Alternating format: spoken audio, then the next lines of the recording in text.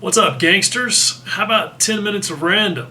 But before I do that, I just wanted to say I noticed just randomly that I now have over 15,000 subscribers on this channel, and I'm about to hit 300 episodes. And I don't know how that happened. When I saw that, I'm like, where did all you people come from? You must really not have much else to do. I feel like my channel is just kind of a weird thing. I just do what I do, say what I feel like I want to say. But I do legitimately try to fill what I perceive as a gap in YouTube model making channels when it comes to depth of information, the kind of stuff that I was unable to find when I was going through my own journey along the learning curve.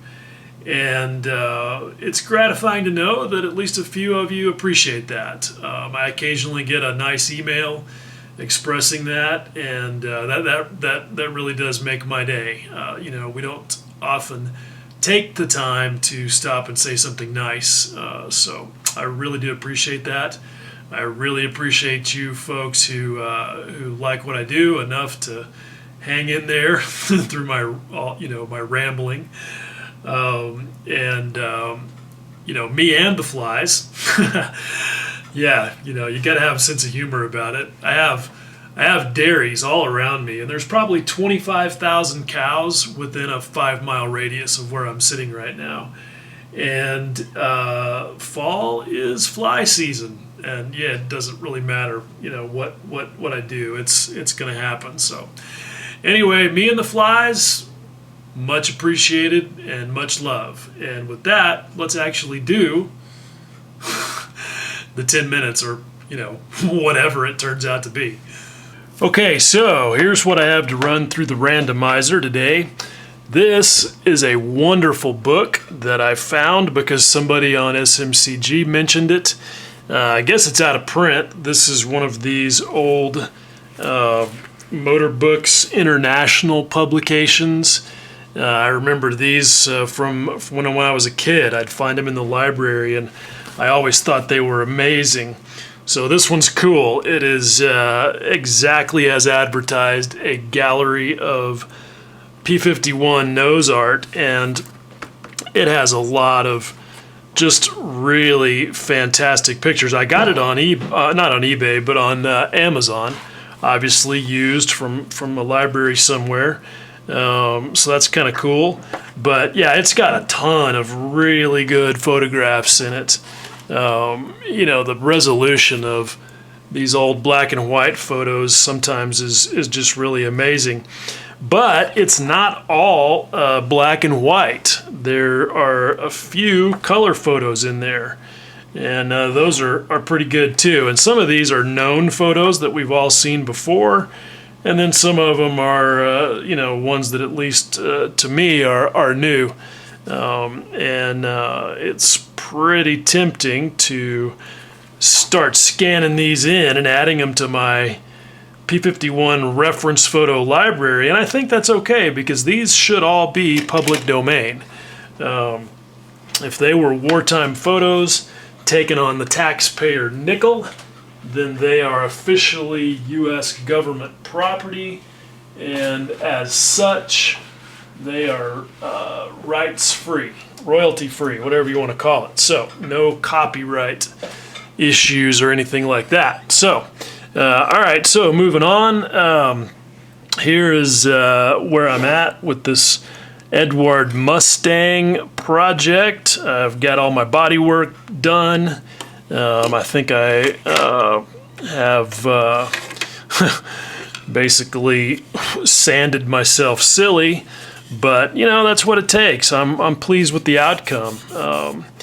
Good body work just takes time and effort and elbow grease, and I'm pretty happy with the way these wings turned out. I'm into reinstating the detail that was lost in the process. So re-scribing, re-riveting, had to put the joint between the cowl panels back in there. So doing a bunch of scribing, and for this one, I am using my MRP scriber, which I love these things. You get a full set of 3. They've got this one, which is the skinny one, and then they've got this one, which is slightly wider. And I don't know the how they measure in actual size, but love these. I've got a piece of a blob of epoxy sculpt on there to make a little bit of a customized grip so that it doesn't rotate in my clumsy fingers. So that works good. These things are great. They're super sharp and they actually cut as opposed to just displacing like some scribers. So that's good. And if you didn't know, these are sold by MRP and they're branded MRP, but they're actually handmade by Martin Schneider, who is kind of their marketing guy. So that's pretty cool because he's a really good model maker. This is also one of their scribers, and I don't use it much for scribing, although it works good when you got to go around an irregular shape with a template or something. But I use it for poking rivets. Because if you use one of these Rosie the Riveter type things, they all are the same way. These little wheels give you perfect spacing, but the rivet indentation itself is square for obvious reasons. And that, may not be a subtlety that matters to you, but if it does, you don't have a lot of choice but to use the wheel to mark all of them, and then use something like this to go back and poke each one of them into a more correct state of cylindricity. I just made that word up. I'm sure that I am the first person to ever say that. Right? Anyway, so that's all good. Mustang is going pretty well. Oh, and in laying out some of my rivet lines, which I got a little drunk on, but they're not too bad. They got a little wiggly on one side there, but I just lay down a piece of tape and run the wheel along the edge of it as kind of just a visual guide. I mean, you can do the same thing with a pencil line or whatever. And in this case, I'm using this Masterpiece Models washi tape. John Geigel, if you don't know, is the owner of Masterpiece Models, and he started selling this stuff last year. And this is really, really good tape. It's washi tape. It's a rice paper tape, just like the MT washi tape that I use mostly, and like Tamiya tape. So it's really soft and translucent and thin, and has just the right amount of adhesive on it. It's good stuff, and I think that his price on it is better even than buying the MT stuff. The only thing I give him a hard time about is that this giant roll is, economical as it is. For me, I'm lazy. I like to have it in a little dispenser. I like to, be able to put it in the old Tamiya dispensers. But, hey, you can't have everything, right? Okay, speaking of cool shit sold by cool people, here also is some very spiffy new stuff from Tom Annis. You guys have seen his stuff. All of these little 3D printed gizmos that are just super, super cool. He has got a new frozen shuffle, which if you're not familiar with the 3D printing industry, that is one of the newer breed of 4K resolution printers, and that's why it has that 4K symbol on there. And basically what that means is that the resolution in the XY direction is quite a bit better than on what are currently standard 3D printing machines that use the screen, the LCD screen masking technology, or LED, whatever it is. They're 2K, and the resolution on those is about 50 microns, and on this thing it's a little over 30 microns. And so what that means is that any curvature that's drawn in the XY plane, like a circle laying down like these little knobs are, is not going to have any of those little jagged pixels that you have, and that that you'll sometimes see on surfaces like that. So look at how tiny those things are.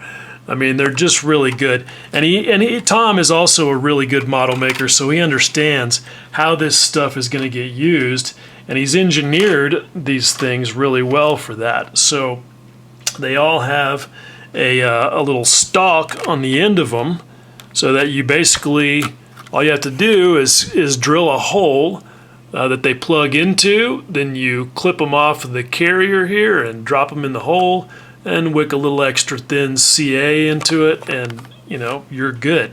So those things are super cool.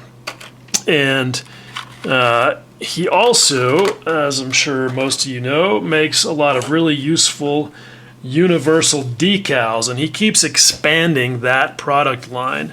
And so he sent me a bunch of these universal cockpit dials, universal lines, and you might be like, well, what do I need universal lines for? All right, and he showed a really, really cool application for the yellow ones that had not occurred to me. See, he's got some, this is like seatbelt stitches. You can use, these are decals, so you just, you know, stick them on whatever you use to make your seatbelts. So very cool. But back to what he did with the yellow lines, all right? This is a decal, but you can wrap it around something just like a piece of tape. So what he did is, in order to create the ejection seat pull for a modern jet that he's working on, he takes a piece of wire that's the right diameter, paints it black, and then wraps whichever one of these decals is the appropriate width around it in a spiral, and boom, you've got that perfect black and white diagonal stripe that goes around those ejector seat pulls. So very cool. I hadn't even thought about using that. So these are good. You can also use them for things like the sealant that goes around the edges of the frames in some fighter jet canopies, windscreens, things like that. So just really cool and really useful stuff, because like I said, he's a good model maker and he knows what's up. All right, so we're at 10 minutes, but I'm going to show you this because yeah, this is going to be a project. I don't know when. So not too long ago, a guy posted this tractor kit, or finished model rather, and I was instantly taken because I recognized this. Okay, this is a resin kit of the Hungarian version of an American tractor. More specifically, this is about a 1977 model Steiger Tiger. And in the United States, they were painted a kind of lime green. But this is the first truly iconic, sort of modern American tractor kit that I've ever seen. And it's, you know, that appeals to me because I'm a farm kid. And I think that this is a giant untapped market. I mean, there's so much weathering potential for farm equipment.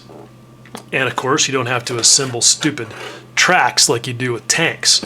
So that's a bonus. So anyway, when I saw this guy's model, which was pretty nice, I was immediately like, okay, I got to know more about this. So it turns out it's made by these guys at Balaton Model, and I ordered it from them, and that was a little bit sketchy, I'm not going to lie, because you know, the website was fine, but when I went to pay, I told it I wanted to pay with PayPal. Well, normally any competent e-commerce package is immediately going to punch you over to PayPal, and you're going to confirm the purchase, and then your order's done, and on you go, right?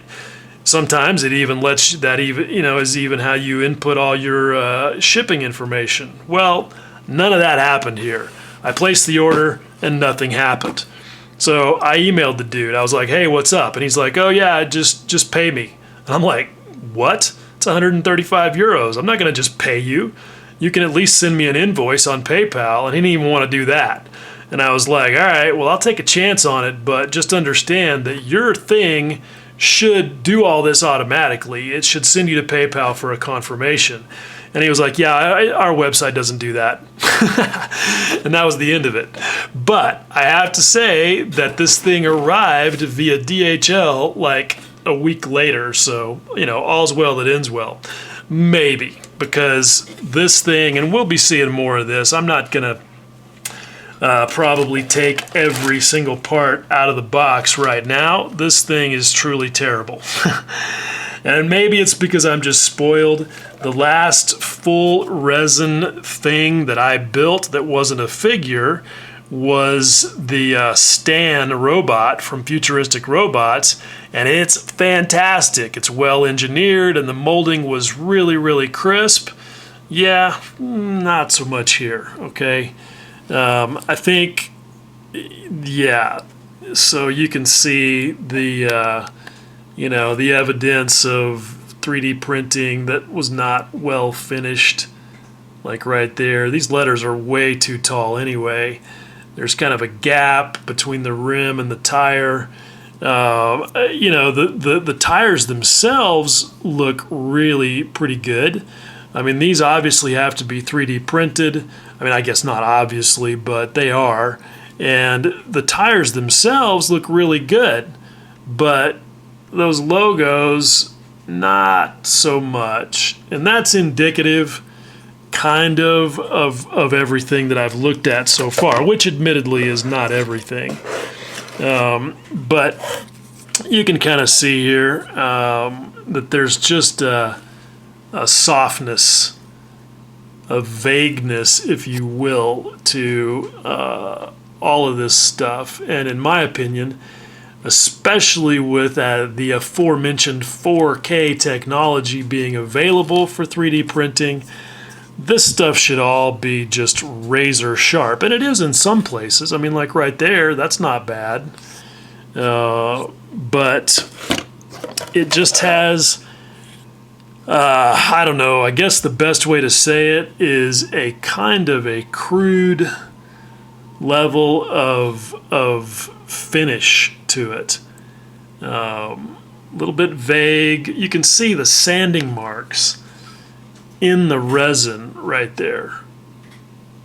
And, I just don't feel like that, especially for $135, that's, well, 135 euros, because by the time I actually got done paying for it and they did the currency conversion, it's more like 150 bucks.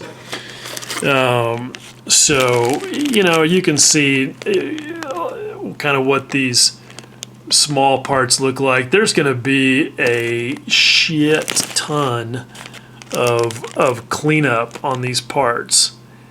And, I understand the vagaries of resin casting. And so I have a little bit of forgiveness. But again, I kind of feel like that with CAD being what it is and 3D printing being what it is, and, the stuff that other folks are doing with, aftermarket resin kits and so forth, that a lot of this stuff should have just been 3D printed and that's it.